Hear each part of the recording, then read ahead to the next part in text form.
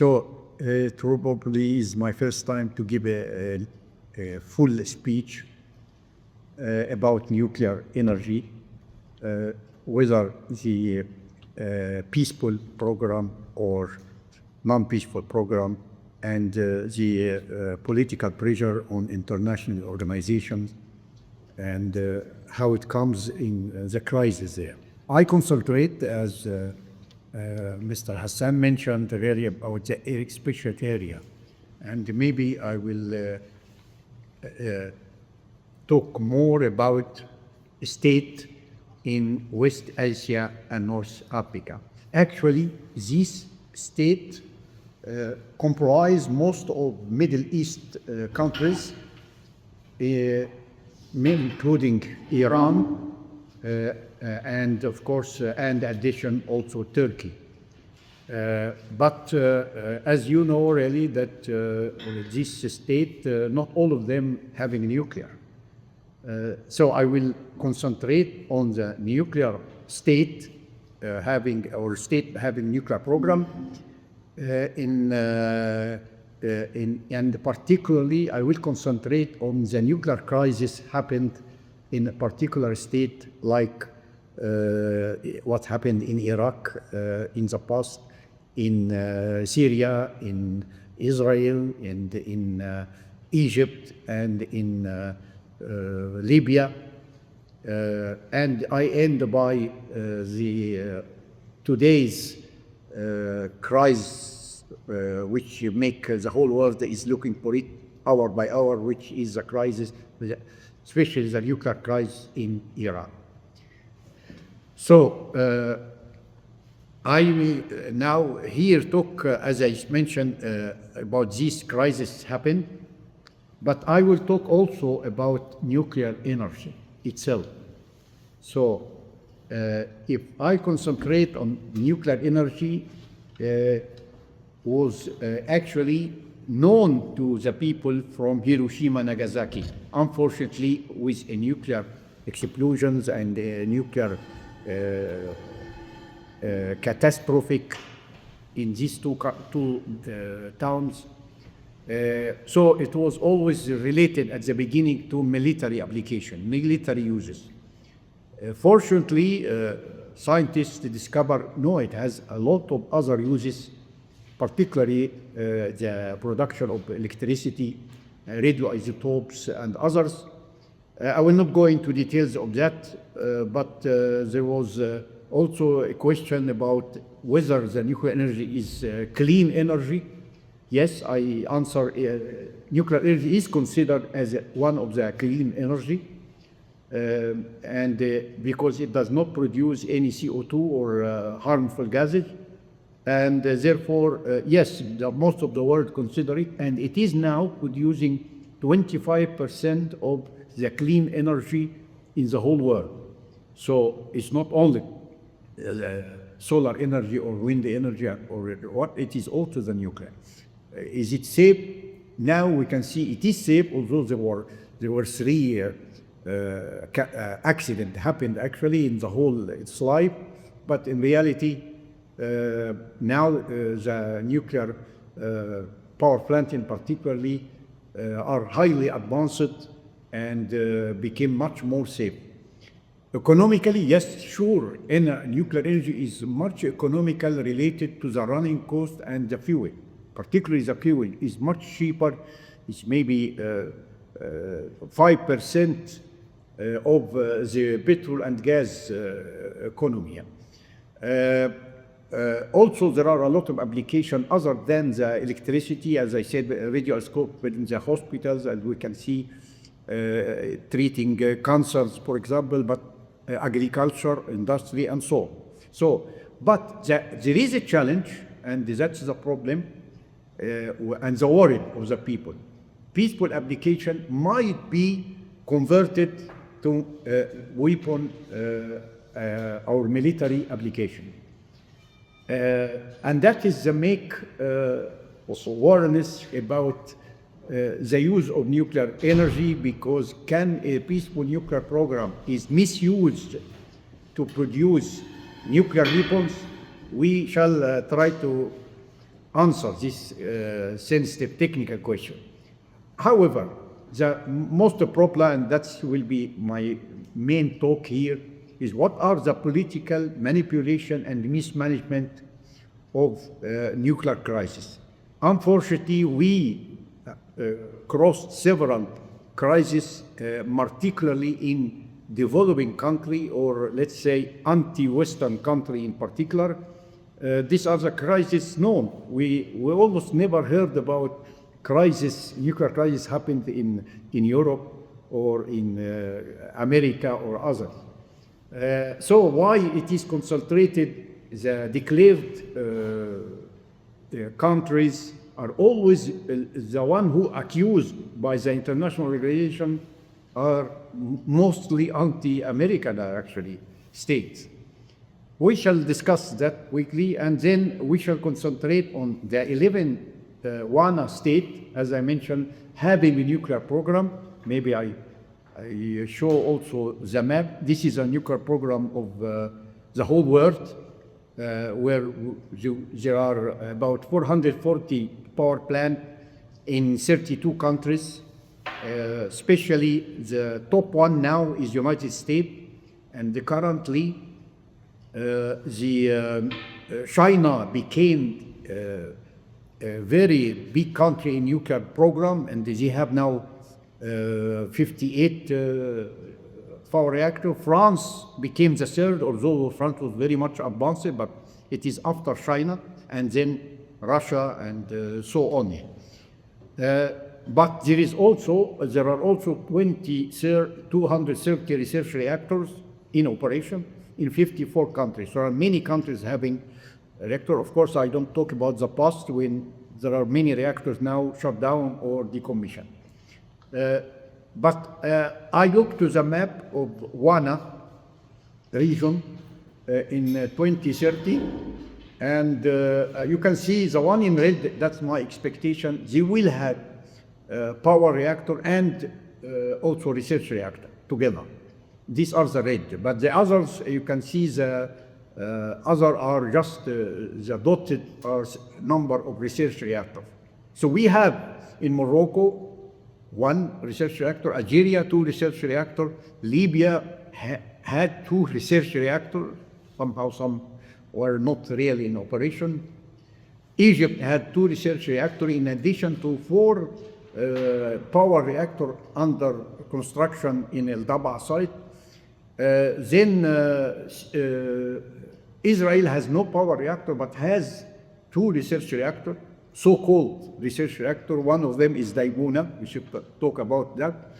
They still called it as a research reactor. And Jordan had 1 research reactor. Syria had 1 minute research reactor. Iraq had 3 research reactors, destroyed, put it now. Saudi Arabia had 1 research reactor under final construction and had planned for small modular reactor.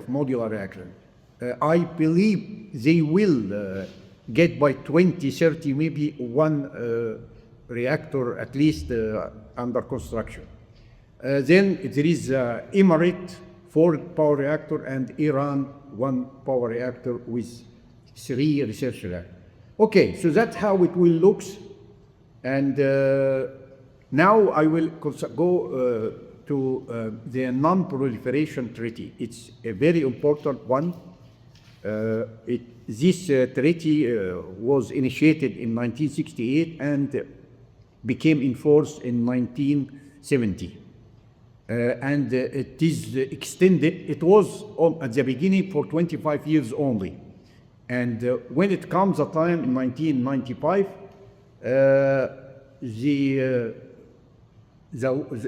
particularly Egypt and Syria were quite opposing the definitive and indefinite extension, because there was one country in the Middle East region does not sign even, or did not sign the NPT, which is Israel.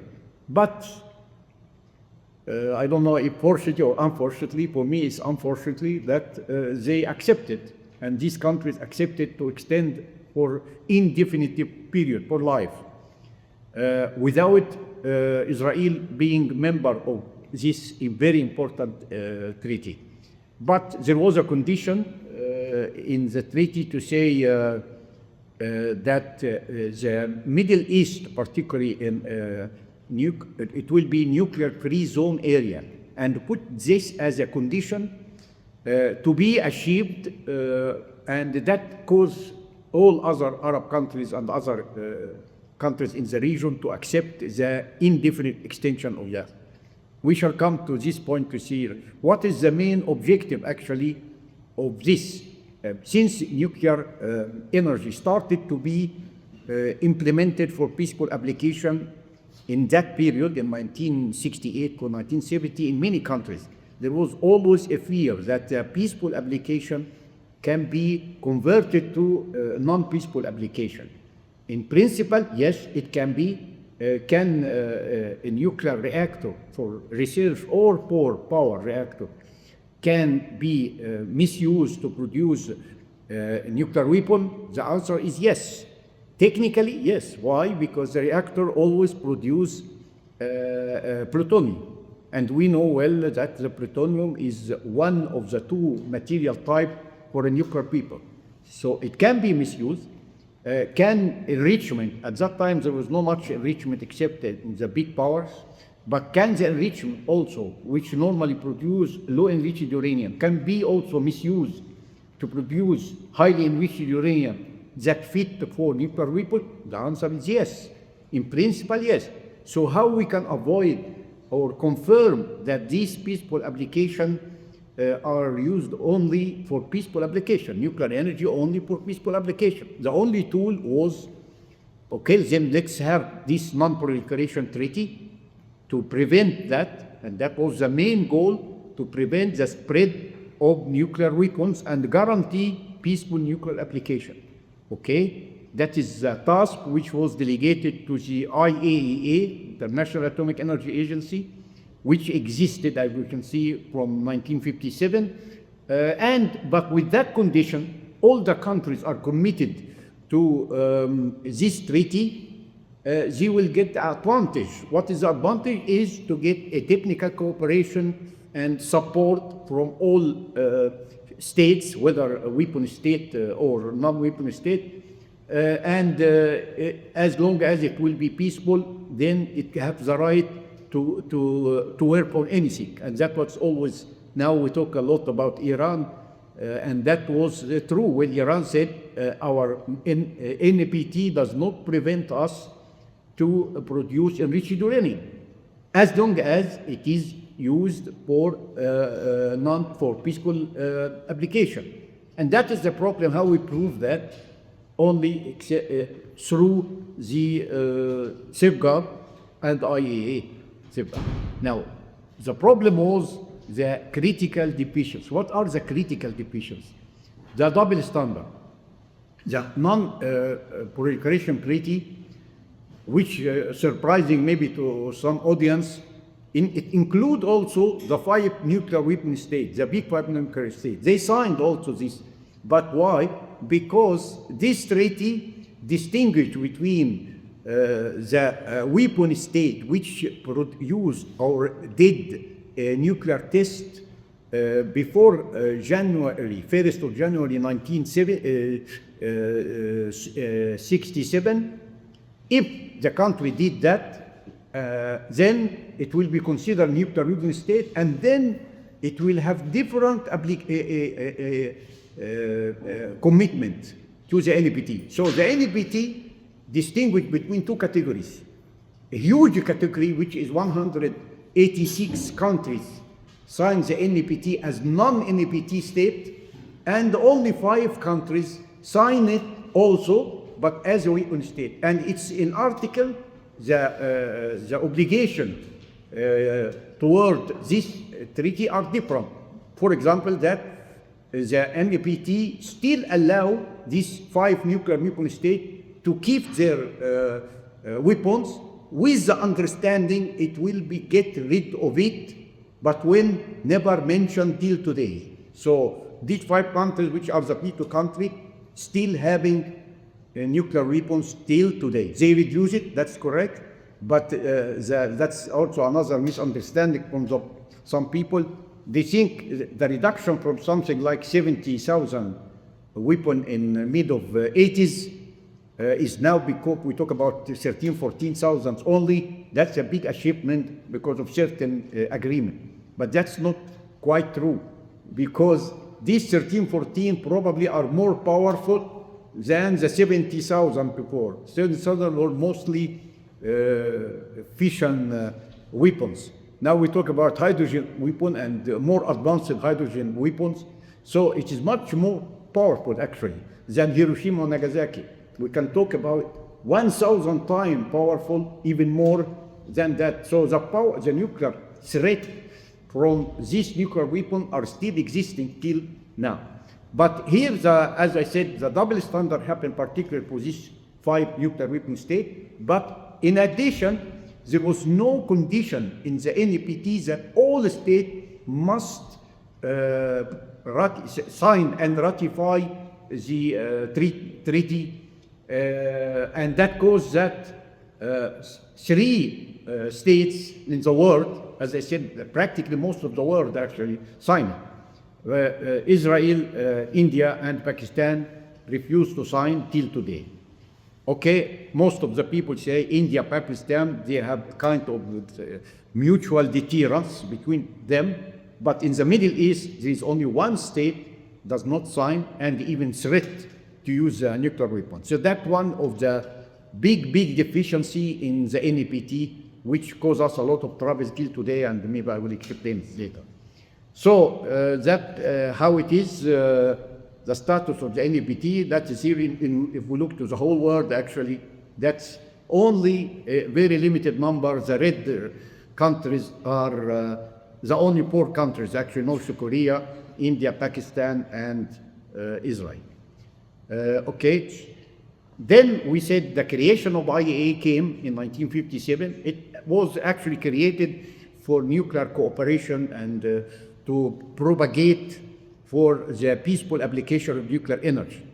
And till it comes, the NPT will came together to say, no, I need you, the IAEA inspectors, to confirm the really peaceful application. I will not trust just the state to say, I need the nuclear energy, but I guarantee to you, the state say, I guarantee to you that I will not use it for non-peaceful application, but who knows that? Then it came this safeguard business and started to talk about creation of a department of safeguard in the IAEA. I think became today, there are 600 staff members there, and including maybe 200 inspectors. Then safeguard became in 3 divisions, just 1 division to each geographical area, A, B, C, and recently, because Iran became a very important country for inspections, and the number needed was too high, then they split it in a separate department, little bit called the office, but it is a department with over 100 inspectors actually. We shall come this part also. What is the mission of the inspector? The inspector has to go to all type of facilities having the nuclear material or under construction, other power research, enrichment, fuel fabrication, everything, research, but mainly to verify the nuclear material and to witness the peaceful use. Because you, as I said, you may misuse the reactor, for example, to produce a high-grade plutonium for weapon. You may use your enrichment fabrication plant to produce highly enriched uranium over even 90%. So who will confirm that? Then that is the role of the inspector verification and witness, of course, after that. So, but the inspector also had to confirm that there is no anomalies, actually. During his mission, he may detect that there are material missing. or something important happened, that there was a change of the design of a facility, say to include radiation facility which is not known before in the state declaration, or others. And then the inspector, in this case, he had to declare anomaly after, of course, confirmation with his bosses and analysis, and it had to be analyzed and carefully investigated. So that is the role of the inspector. Inspectors come from most of the world state, including actually the people who had no much experience in nuclear, like in Africa. But nowadays, because many countries started to have much interest in nuclear, so inspector came almost from all the states. There is a quite important rule of the IAEA, and here really I should talk about it, about the successful for decade in post-peaceful to confirm peaceful and non-peaceful. So, because maybe someone think really the IAEA is highly under pressure from certain power, that it is not really quite important, or unable to detect, that some country also say, to detect a divergence scenario. But I should say the contrary, being with the agency for that long years, 25 years now, and he's been following since over 40 years, I say no, they succeeded in many events, and in principle, when the a treaty called the CTBT, and that treaty was to prevent any nuclear explosion test. When they did the treaty, they proposed 44 countries which can have a capability to produce nuclear weapons. And they stated this 44 countries as a condition to sign and ratify this TBT treaty in order to be enforced. And by the way, till today, it's not done yet, because there were 8 countries, became now 9 countries refusing, mainly because United States does not ratify the agreement, etc. But this is another story. So going back to say, the agency, when it started, especially after the NPT in 1970 to be enforced, were able to deter all these countries, most of these countries actually, and to confirm their peaceful application. So that was a quite positive role of the IAEA in safeguard. And I'm talking mainly about safeguard now, not even the other peaceful application. But there were a lot of political interference in their business. And unfortunately, we saw in several crises happened really. Yes, there was a pressure on the IAEA. There was a statement not actually based on technical reasons, but it was on political reasons. We shall discuss that with the crisis happened there. How it happened there. That lead to whether really in the neutrality of some political sensitive cases, because it is surprising that almost all cases of nuclear crisis came from particular countries. We always hear, Iran, Syria, Iraq, even Egypt, which was really quite peaceful, but I will talk about that, and Libya, etc. And they ignored wholly, number one, Israel, which had hundreds of nuclear weapons, and it clearly was threatening the whole area of using the nuclear till today. And in the meantime, we didn't hear about Austria. Never happened really that there was any accusation. I don't say, of course, Austria had any accusation. They don't have it. But what I'm saying, there was no single European country that the inspector find something abnormal. And I was responsible of this for years also, particularly the West Europe. And of course there was something always. But no one mentioned it, neither in the IAEA report, nor in the media, nothing. Only the one time I remember, so I don't want to mention the name, that there was a country, I personally was involved in discovering a hidden nuclear reactor in the mountain, never declared to the agency, and the reactor was like Alibaba, cave, when said, open the door. Exactly, I did that because based on some information, I went to that location. I found, yes, a reactor which closed, and when I insisted to open this door, I was extremely shocked. That is a complete nuclear power plant, very much able to produce plutonium nuclear weapon. And in fact, the country, after a while, recognized and admitted, yes, they had a nuclear weapon. You cannot believe the name, I will not mention the name, but you couldn't imagine that this country had a nuclear weapon program. The same happened in other Western countries. Nobody knows anything about them. So that's why it was surprising that always we talk about North Korea, Iran, Iraq, and so on. Okay, I am trying to go faster, but I selected these 6 countries with nuclear crisis, with this particular 6 countries. Okay, Iraq, can I check the time now? So we have half an hour more. Oh, so how much past? So half an hour. Oh, okay. 30 minutes. I will try. Okay, let's say that Iraqi nuclear program, I concentrate particularly about the crisis in 2003. Of course, there was a discovery, and that one also was highly questioning, because Iraq had, which is the reality, had a nuclear weapon program in mind from 80s.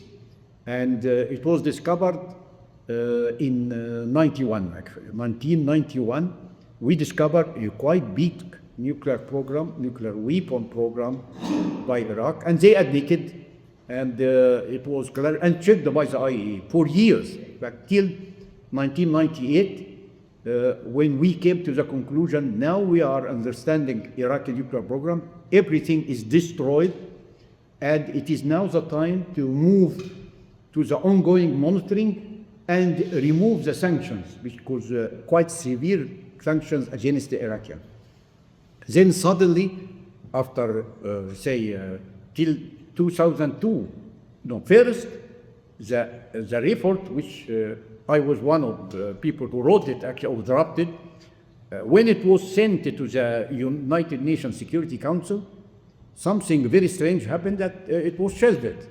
It was not discussed in the Security Council, and the condition of the United Nations Security Council in 1991 stating that when we understand the whole business and destroy the whole nuclear program of Iraq, military program actually of Iraq, then we can go to long term of ongoing monitoring. And the report, which I participate in it, said, okay, we covered all. There was minor questions, but it has no effect on our conclusion. Nuclear program of Iraq, they had a nuclear weapon program, and it is finished now. But that didn't like it by some, sorry to say, nuclear weapon state, especially one state, and that was somehow influenced on the Security Council not to discuss the final report which we drafted or we reported, and it continued for 10 years. 10 years this decision was shelved in the United Nations Security Council, and I was extremely surprised when I see, I think 2008 or 2009, that the United Nations, after the destroy of Iraq, after the 2 wars, after everything, they opened that file and decided to remove all sanctions on Iraq. After all, as you know, what happened, more than 1 million or 1.5 million people killed actually in the whole forum. But it came after that, and that was a big catastrophe from the President of the United States particularly, and the CIA, when they started to accuse that Saddam Hussein reactivated his nuclear program for weapons. and that was 2002, 2003. And at that time, really, new inspectors actually went again to Iraq to confirm whether these CIA accusations are correct or not. And we had the understanding, sure, we were correct when in 1998 said there is nothing there, it's finished. And then when we went again at the end of 2002 and the beginning of 2003, we confirmed our study. But unfortunately, the IAEA, what was the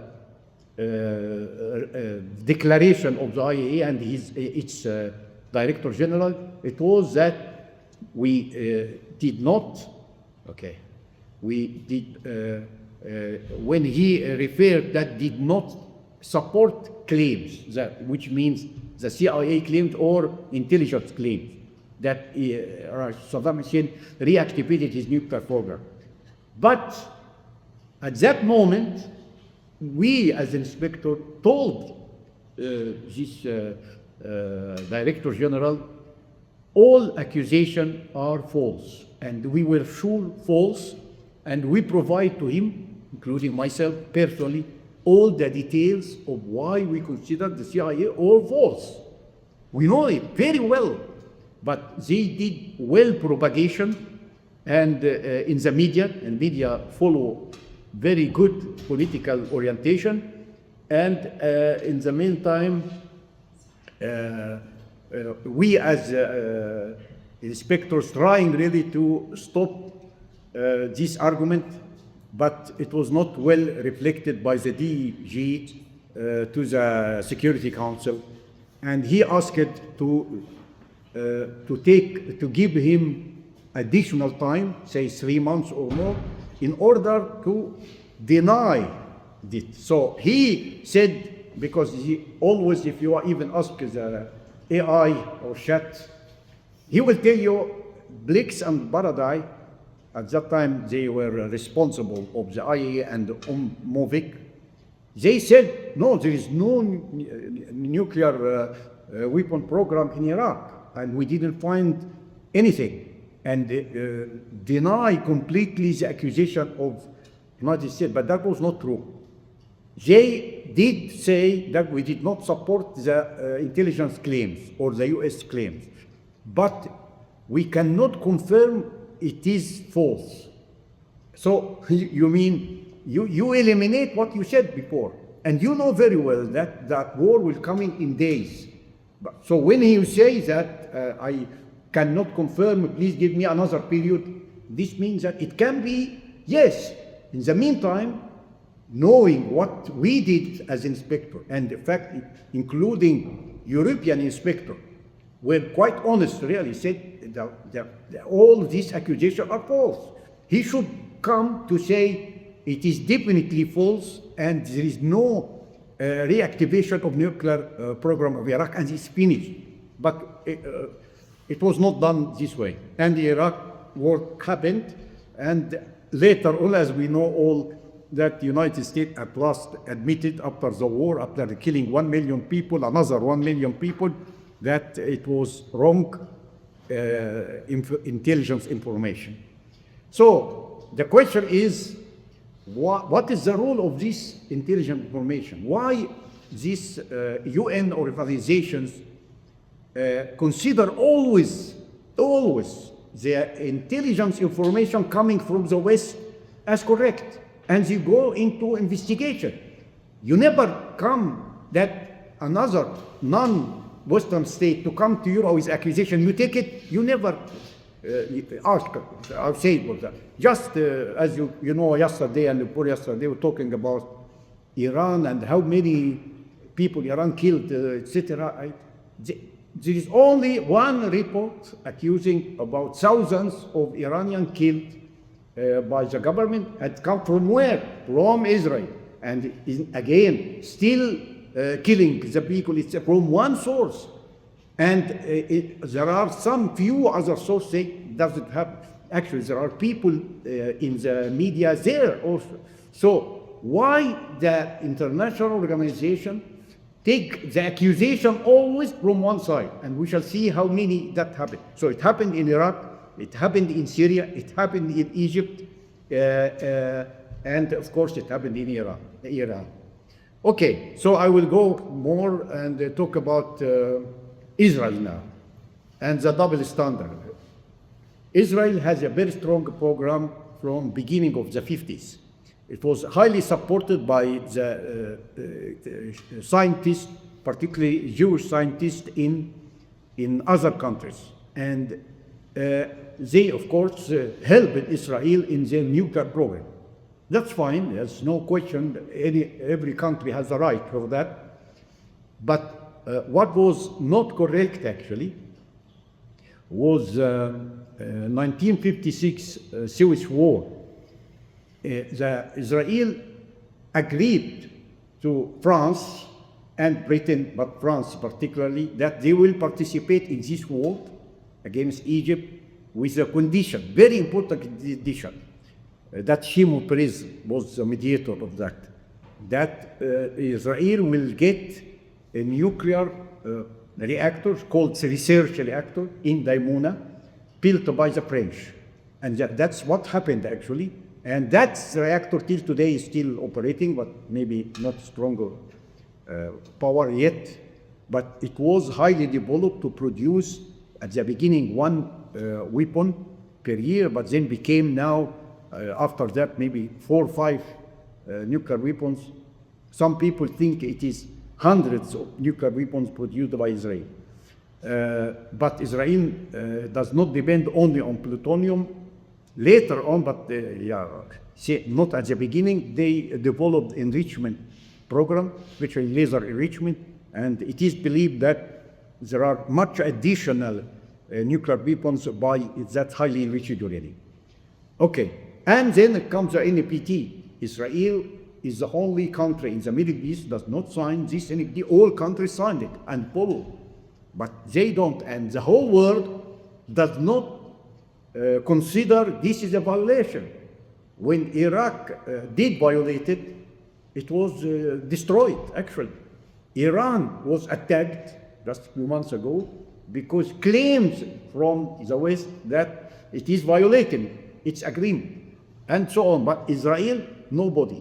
Not only that, actually, there was, that is Dimona, I will not go into its details, but the threat we saw in 1973, and I think people now in their memoirs talk about it, that when Israel is getting Egypt and Syria advanced and win actually the first 2 days of the war, especially the day of 9th or 8th October 1973, Israel, when they felt actually their security as a state are affected and they may have a big problem with it, then there was several nuclear weapon ready on F-16 at that time to hit some locations, sensitive location in Syria and Egypt. So the threat was there. Now we see recently, last 1 or 2 years, with this problem of Gaza, 2 ministers went into public to say, we wish to use our weapon, our nuclear weapon, to destroy Gaza, to avoid, I think, 2,000 or 3,000 soldiers killed. So also there was a threat to Iran, but that was not clear enough like the other. So there is a threat for use the nuclear weapon in the Middle East. Now, what will happen in this issue? There is a proposal because the extension of NPT for life based on Israel to attach to be a part of the nuclear-free zone in the Middle East. But this never happened till today. We are more than 30 years of this condition happened, and nothing happened. In fact, there is a meeting every year related to all countries except 2. What are the 2? Are Israel and the United States. United States supported Israel the whole period. Even there was this decision taken by the NPT conference, and it was not followed till today. So, go to Syria crisis, I will go faster, but Syria was based completely on fabricated information from the CIA directly, because the CIA is the one who announced that Syria had a nuclear power plant for weapon constructed with the help of North Korea. And at that time, it was April 2008, I was still section head of the CERDAR, and I was quite familiar since I worked maybe for years in North Korea, so I know very well the program, and I was personally opposing technically the accusation, and maybe I can show you, I got more than 70 reasons, technical reasons, why it is not possible that this building, which was destroyed by Israel, is a nuclear weapon reactors or nuclear reactor for weapon production. But unfortunately, it was done. Till today, IAEA, the position of IAEA, unfortunately, was to agree to the CIA accusation and to refuse even that specialist to study. When I sent actually these 70 reasons to the Director General at that time, he himself refused me to be part of the inspection team there, and the inspection team actually came back with anomalies, with a big, and it was all false. One of my belief was one of the worst accusations the country that's not based on any technical value. Till today, the IAEA is still reporting these anomalies in Syria, and still supports the CIA intelligence information, and still does not want to discuss even. I put a book about that with 70 reasons. They don't want even to discuss with me why I'm considering this is a violation. Irrespective of what happened now to Syria, and we see the chaos, and every part go to Syria, they say, actually there is no reactor, there is no trace of anything, and it was all falsified. But the IAEA still today give a report every, I think, 3 months or so, accusing of Syria of doing that, after all the destruction happened to Syria. Okay, I go now to Egypt accusation, and it was also a fabricated scenario. Why fabricated? Even has, of course, a nuclear, modest nuclear program. It has the first nuclear research reactor in the Middle East region in 1961. It's a Russian reactor in Ichas, and after that got another research reactor, 22 megawatt from Argentina, and now from Russia, 4 reactors very close to start operation in Aldaba. So it has a very important nuclear program, but has Egypt a nuclear ambition? To my understanding and experience, I don't believe that Egypt ever worked on a nuclear weapon program. And there was accusation. Why then the IAEA did accusation to Egypt? It was mainly this accusation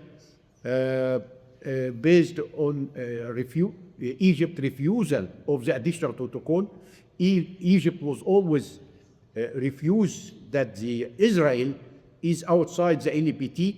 So how come that you want me to sign additional condition that inspector can go to any place, anywhere, anytime, while Israel did not actually sign the original NPT, not the additional one added to it.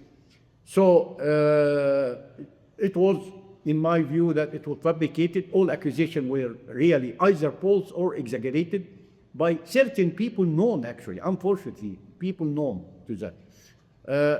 And mainly based on so-called, they detect microgram particles, which is microgram, in some samples taken from some the lab in Egypt. And it was joking, in my view, it was joke actually. The method which based on this swipe sample is accused always, when we talk about it, it is the start of Iraq, started by Iraq, Iran, etc., and come here to Egypt and said, Egypt, we found highly enriched uranium there, sample in Egypt. So the people do not talk about what is the uncertainty of this detection. It's very low uncertainty because it can be contaminated by anything, by the equipment, by the inspector himself, by anything, and it has very low value. When I found bulk material, yes, I found highly enriched uranium bulk material, really, then it's another story. But not this, but it was created by the Americans, this method, and was taken and propagated to the. But what's surprising actually about Egypt, at that moment where it was all this accusation, there was an Egyptian Director General of the IAEA at that time. Okay, Libya, I say cooperated crisis. That's different, different than Libya crisis, because in my view, which I am quite experienced with Libya actually, yes, there was a crisis that the CIA again detected a very strong nuclear enrichment program in Libya. They found 10,000 centrifuge in BBC ship, German ship.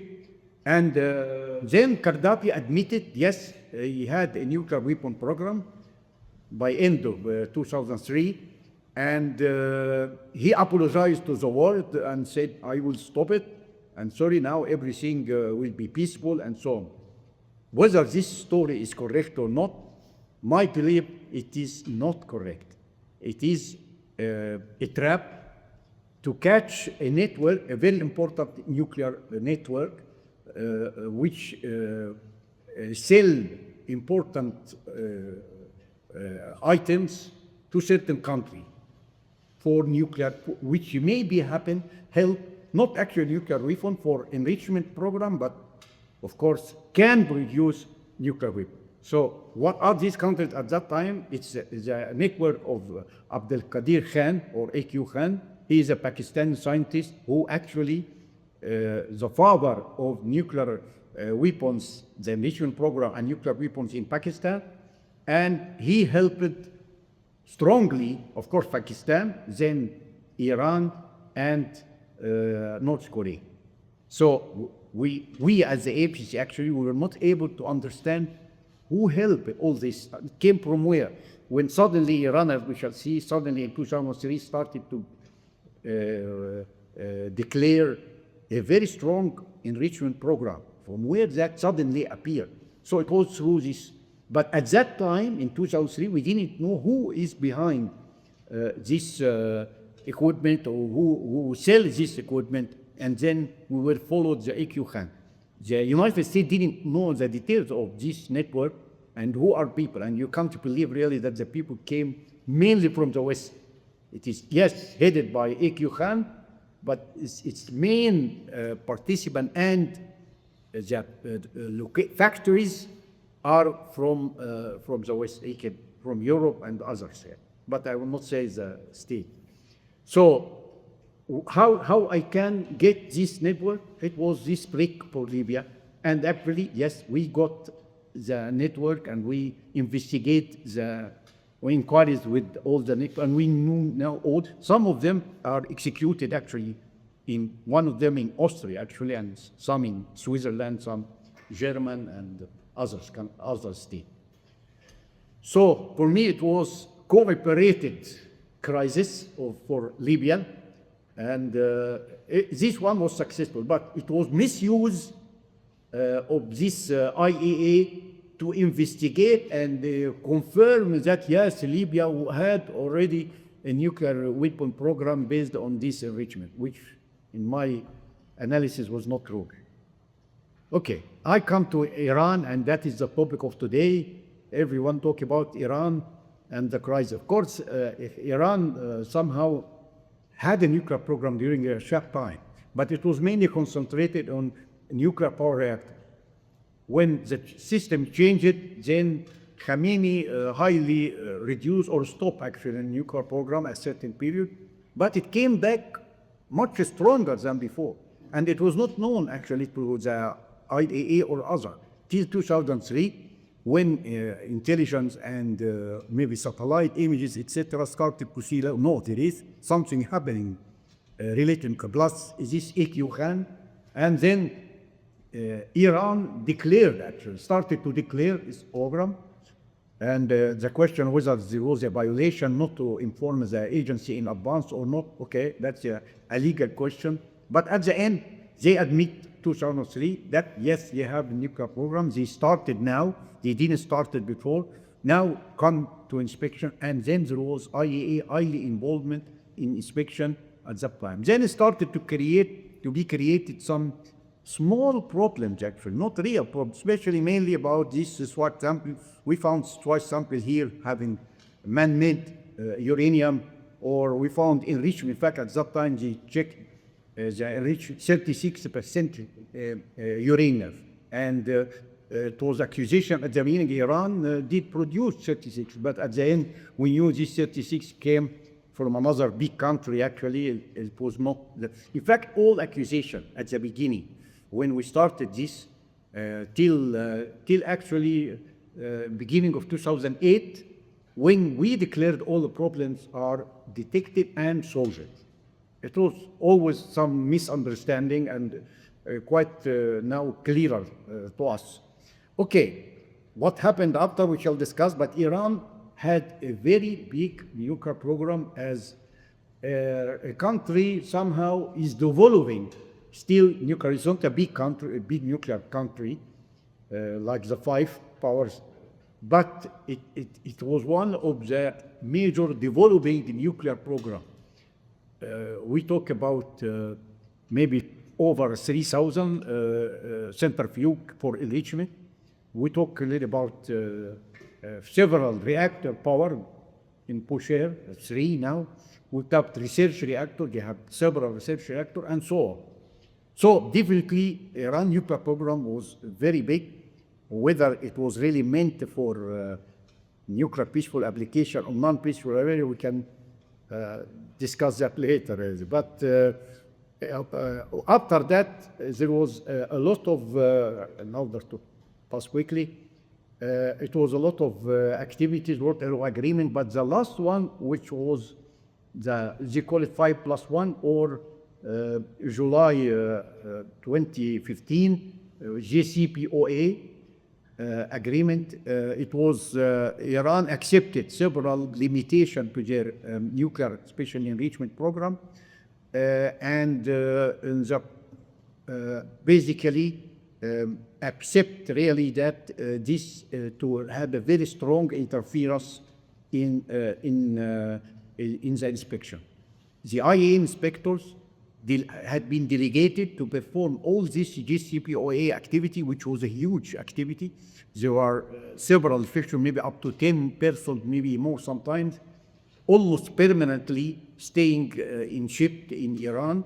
They covered all these facilities, sometimes on daily basis or weekly basis. So Iran became the state #1 under inspections, safeguard inspection.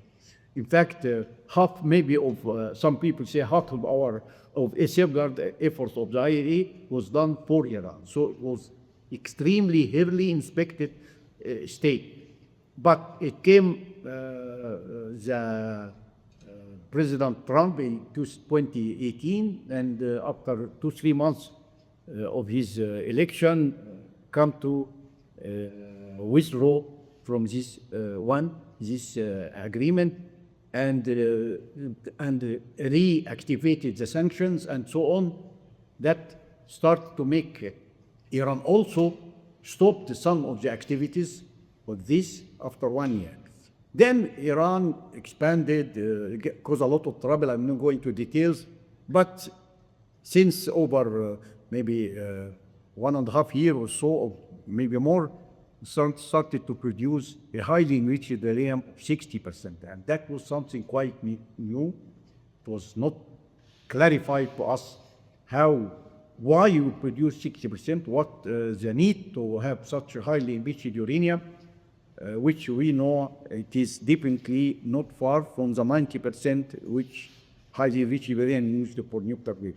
And that raised a lot of trouble. But it came really that the IAEA, unfortunately, and there was a political pressure, it might be on the Director General to issue a report 31st of May 2025, in my view, was highly politicized and was not based on real fact. It was exaggeration of small problem happened in the past and came back again after even the IAEA said when started this agreement, the JCPOA agreement started in force in beginning of 2016, the IAEA issued a statement very clearly after all verification. We confirmed that Iran does not have any nuclear weapon program and is clean. And that statement was a condition to start this agreement and to start to remove the sanction. That was, in my view, IAEA report on the 31st of May was a kind of violation and does not talk technically about real issue and was the cause of everything coming after.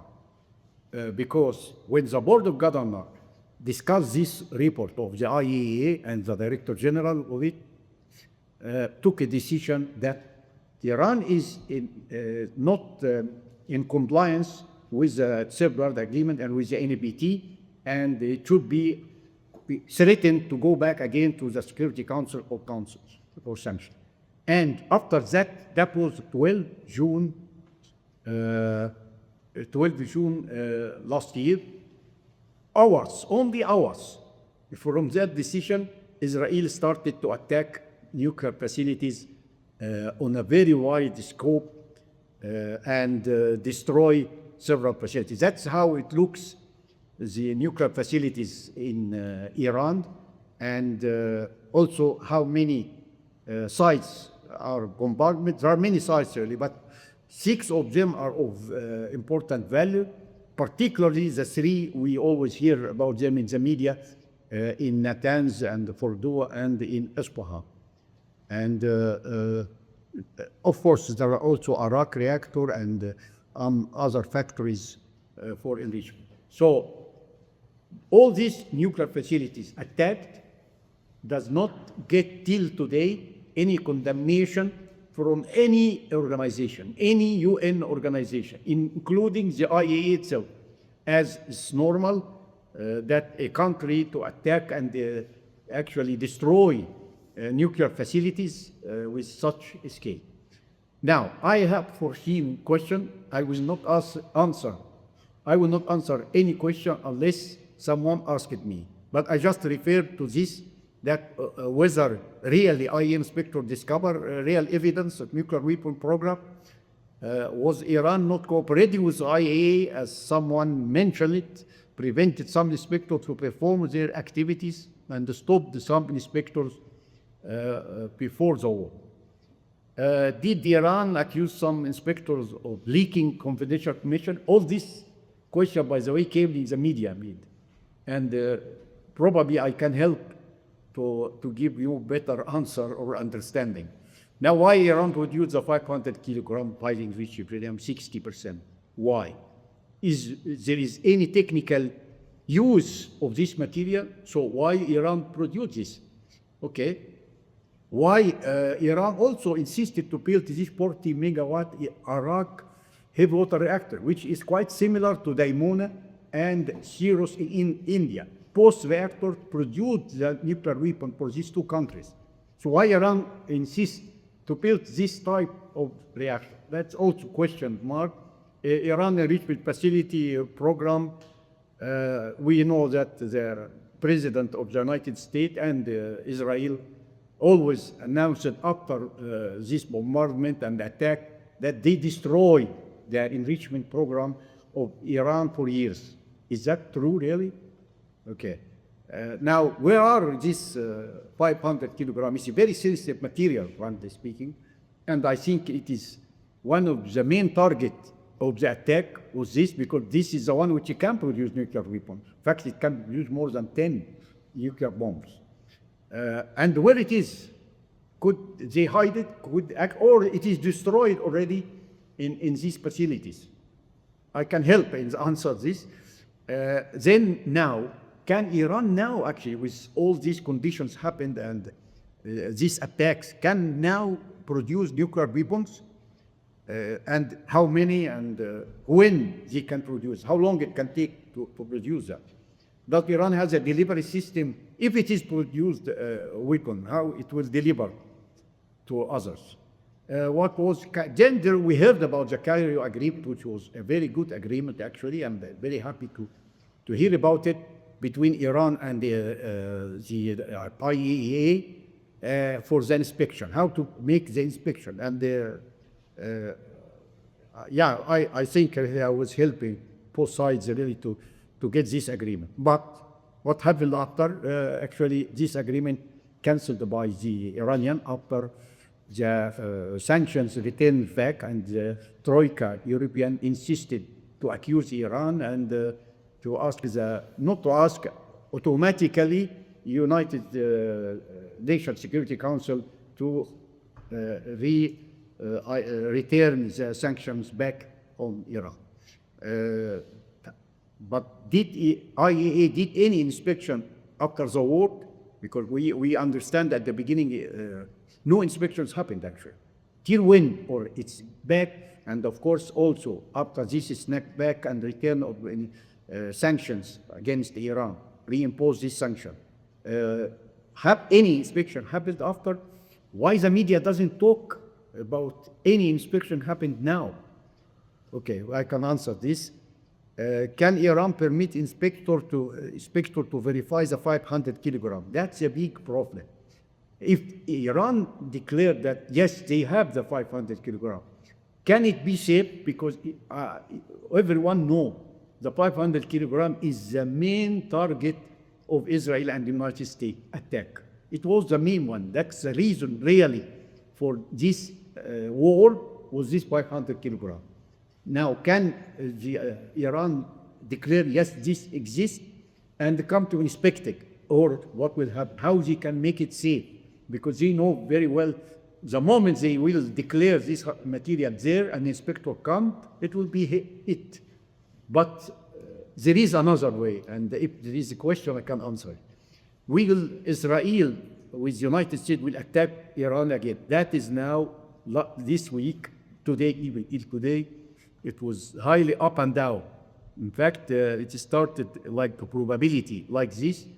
Maybe it was from 10%, 20%, 30, 40, 50, 60, 70. In my view, 70 was 2 days ago. Then it come back. Now we are 50 to 40, 40 to 50 probability, reduced slightly, but everything is possible. So how can the nuclear crisis, Iran nuclear, be resolved? And maybe I can propose some solutions to different sides, and then you can see, can it be resolved? We see. As a conclusion, yeah, so definitely WANA has some nuclear program, reveals ambitious in some state, that's true. And there was a double standard in some IAEA and other UN organizations related to nuclear crisis. Now, as a fact, Israel still maintain undeclared arsenal. Still now, they did not formally declare it, although one of the former president declared, actually they have declared. Other also from time to time, till actually last year when 2 ministers declared, yes, they are willing to use nuclear weapon in Gaza. So why actually that is this one of this conclusion, and what happened in this whole crisis, I discussed about it. However, I still believe that safeguard remain still robust, but suffer political pressure. Thank you.